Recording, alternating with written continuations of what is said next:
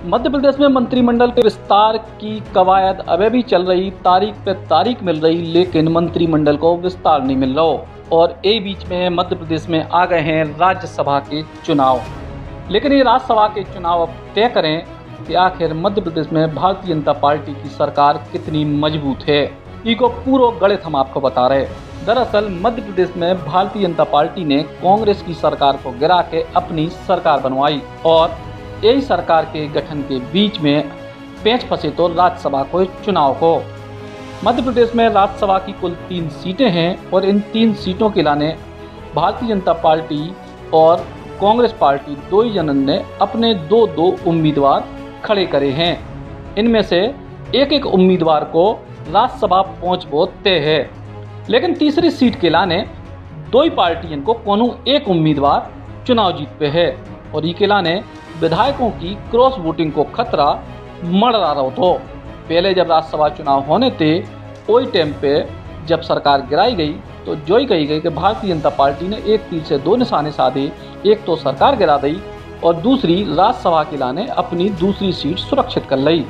लेकिन अब जो समस्या कांग्रेस के सामने ऊटे थी वही समस्या अब भाजपा के सामने है।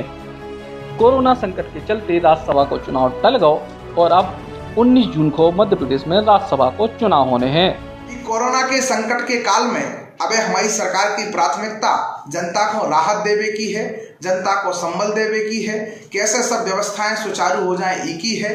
रही बात मुख्यमंत्री जी के द्वारा मंत्रिमंडल विस्तार की, तो जो उनको विशेष अधिकार है, संगठन और सरकार मिलकर सूझबूझ समन्वय के साथ सभी प्रतिभाओं को, सभी योग्य लोगों को सम्मान देते हुए और सब लोगों को कछु ना कछु काम, कोई को सरकार में, कोई को संगठन में, ऐसी रूपरेखा बनाते हुए सब जनन के लाने काम देखे और सब जनन की प्रतिभा को, क्षमता को उपयोग करें और बहुत जल्दी सबके सामने मंत्रिमंडल को विस्तार की पूर्ण रूपरेखा आप लोगों के सामने हुए।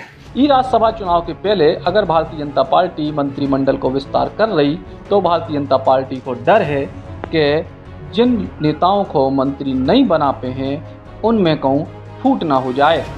और यही वजह से अब कयास ये लग रहे कि कहूँ मंत्रिमंडल को विस्तार राज्यसभा चुनाव तक तो नहीं खिसक जाए। हालांकि भारतीय जनता पार्टी को भीतरी तौर पे जो मानवो है कि राज्यसभा चुनाव के पहले ही मंत्रिमंडल को विस्तार करे जाए, जिसे जो संदेश ना जावे कि पार्टी डरा रही है मंत्रिमंडल विस्तार करने से। जबकि कांग्रेस पार्टी ये सवाल खड़े कर रही कि आखिर मंत्रिमंडल के विस्तार में देरी काहे हो रही। प्रदेश में शिवराज मम्मा के मंत्रिमंडल को विस्तार एक बार फिर रुक गया है। ये रुकने का कारण है, लोग बता रहे हैं कि भैया राज्यसभा चुनाव की डेट आ गई है, तो में और दिक्कत वाली बात है कि मम्मा को डर है कि अगर हम विस्तार करने दे रहे तो जो लोग नाराज हैं चुनाव में अपनी नाराजगी चुनाव की वोटिंग के दौरान दिखा देवे। तो अब जो कहने चाहिए कि जो शिवराज मंत्रिमंडल को विस्तार वैसो कछु होगा है कि जब ठंडन में कोहरे के कारण ट्रेनें लेट नहीं हो लगती, तो दिल्ली से यार कि अब 2 घंटा लेट हो गई, अब 3 घंटा लेट हो रही है, भोपाल में आवे भाई है और क्यों अंदार तो भी ट्रेनें रद्द तक हो जाती हैं। तो ये चक्कर में शिवराज जी को मंत्रिमंडल आज समझ लो 29 दिन तो उन्हें अकेले सरकार चलाई, उसके बाद 40 दिन और हो गए, आज उनको मंत्रिमंडल को विस्तार नहीं हो पाओ। मध्य प्रदेश में मंत्रिमंडल के विस्तार में देरी को बड़ो कारण सबको पतो है। ज्योतिरादित्य सिंधिया के तमाम समर्थकों को मंत्री बनाए जाने, भारतीय जनता पार्टी को संगठन अपने नाम ले आवे की कोशिश में है और शिवराज सिंह चौहान अपने करीबियों को मंत्री बनावे की कोशिश में। यही चक्कर में लाए तो फैल लो। लेकिन अब राज्यसभा चुनाव तक अगर मंत्रिमंडल को विस्तार नहीं हो तो जो संदेश साफ चले जाए है कि भारतीय जनता पार्टी में भी अपने विधायकों में फूट को खतरा साफ तौर पे मंडरा रहो। और यही वजह से अब ये सवाल खड़े हो रहे कि आखिर मंत्रिमंडल को विस्तार 19 जून तक खिसके या फिर पहले ही मंत्रिमंडल को विस्तार करके सरकार अपनी मजबूती को संदेश प्रदेश की जनता को दे है।